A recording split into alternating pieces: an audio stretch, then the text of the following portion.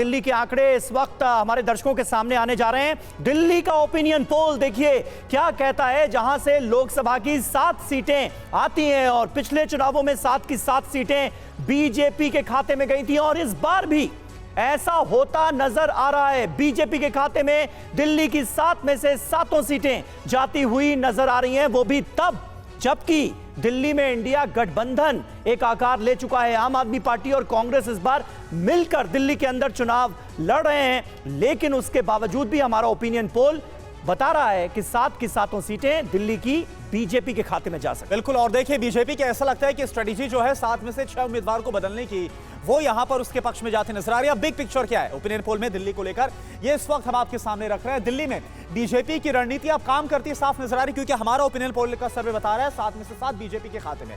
मौजूदा सांसदों का टिकट काटना बीजेपी के पक्ष में जाता हुआ नजर आ रहा है। जी हां, 6 पुराने चेहरों को बदला गया है और यह प्रयोग सफल होता दिख रहा है। दिल्ली में अगर सिटिंग एमपीज का जिक्र करें तो सिर्फ मनोज तिवारी अपनी सीट बचा पाए हैं। 3 पूर्व मेयर्स को चुनाव में उतारने का फायदा होता दिख रहा है भारतीय जनता पार्टी को। बीजेपी संदेश दे रही है कि देखिए हमारे यहां तो पार्षद भी सांसद बन सकता है। इस बड़े संदेश के साथ कैंडिडेट्स को उतारा गया। और देखिए बीजेपी की ये जो रणनीति, इसका फायदा विधानसभा चुनाव में भी हो सकता है, क्योंकि यहां पर भी एक बहुत बड़ी लड़ाई रहती है आम आदमी पार्टी के साथ, जिसमें लगातार आम आदमी पार्टी अभी तो भारी पड़ती नजर आ रही विधानसभा में, लेकिन ये स्ट्रेटेजी वहां पर भी काम करती हुई नजर आ सकती है।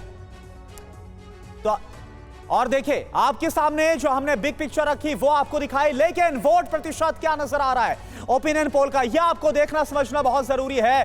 तो जहां बीजेपी के खाते में आप देखिए 55.07% वोट जाता हुआ नजर आ रहा है, तो कांग्रेस और आप, क्योंकि इस बार इंडिया अलायंस का जो अम्ब्रेला है उसके तहत दोनों एक साथ लड़ते नजर आ रहे हैं, 32.58% जो वोट है वो सिक्योर करते नजर आ रहा है ये गठबंधन। और अदर्स की बात करें तो उनके पास महज 2.36 वोट प्रतिशत जाता हुआ नजर आ रहा है। दिल्ली की हम बात कर रहे हैं।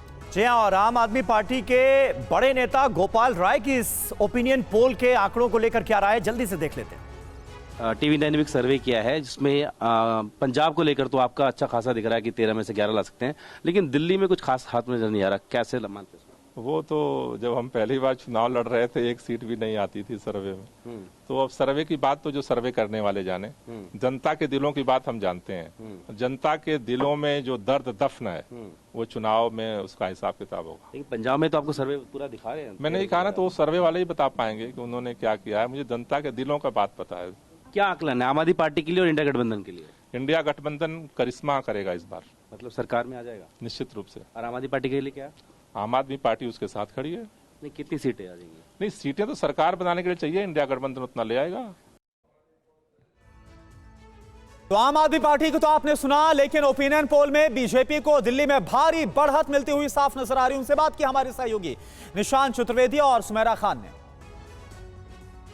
उत्तर प्रदेश की पहले अगर बात करें, 73 में से 80 में से 73, इंडिया अलायंस को 7 और नजदीक में उत्तराखंड है, वहां पर क्लीन स्वीप। आपका अपना एनालिसिस क्या कहता है, ये हमारा ओपिनियन पोल है।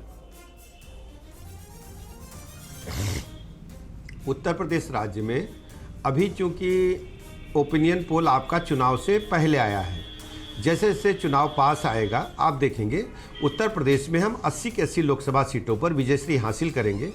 उत्तर प्रदेश राज्य में माननीय प्रधानमंत्री नरेंद्र मोदी जी की गरीब कल्याण योजनाओं ने जन जन में पैठ बनाई है, पहुंच बनाई है। उत्तर प्रदेश के 25 करोड़ लोगों का मानना है कि माननीय प्रधानमंत्री नरेंद्र मोदी जी उनके परिवार के अभिभावक के रूप में हैं। कोरोना महामारी के काल से लेकर अब तक जन जन का भरोसा माननीय मोदी जी के प्रति लगातार बढ़ रहा है और उत्तर प्रदेश में हम कह सकते हैं कि मोदी जी की लहर चल रही है। हम 80 की 80 लोकसभा सीटों पर प्रचंड बहुमत से विजयश्री हासिल करेंगे। ब्रजेश पाठक जी, कौन से बड़े मुद्दे लेकर जाने वाले हैं? प्राण प्रतिष्ठा का मुद्दा है, राम मंदिर का मुद्दा है, वो एक बड़ा मुद्दा है, क्या वो प्रभावित कर रहा है? उसके अलावा और कौन कौन से मुद्दे हैं जो लोगों के बीच एक बार फिर लेकर जाएंगे और जिनके आधार पर आप ये कह रहे हैं कि 80 की 80 सीटें मिलेंगी, यानी जो 7 अभी जा रही हैं खाते में उनके, वो भी नहीं जाएंगी? केंद्र और प्रदेश की कल्याणकारी योजनाएं हैं, खासकर माननीय प्रधानमंत्री नरेंद्र मोदी जी की जो गरीब कल्याण योजनाएं हैं वो जन जन तक पहुंची हैं। हम आज कह सकते हैं कि सबको गरीब को पक्का मकान मिला है, सबको शौचालय मिला है, सबको गैस कनेक्शन निःशुल्क मिला है। सौभाग्य योजना के तहत घर घर बिजली का कनेक्शन पहुंचाया गया है। जी, यही जी। उत्तर प्रदेश में 80 की 80 सीटें जिताने की तरफ हमें ले जा रहा है। जहां तक समाजवादी पार्टी का हाल है, समाजवादी पार्टी की गुंडई अराजकता से अभी भी उत्तर प्रदेश के लोग भूले नहीं हैं। उत्तर प्रदेश में जब जब सपा की सरकार रही है, गुंडई अराजकता, प्लाट मकान दुकान कब्जा करना, बहू बेटी की इज्जत आबरू खतरे में। हमारी सरकार ने, भारतीय जनता पार्टी की सरकार ने 1 डिस्ट्रिक्ट 1 प्रोडक्ट दिया है, जो हमारे ODOP के नाम से जाना जाता है। जबकि दूसरी तरफ जब जब समाजवादी पार्टी सत्ता में रही है, इन लोगों ने 1 डिस्ट्रिक्ट 1 माफिया दिया था।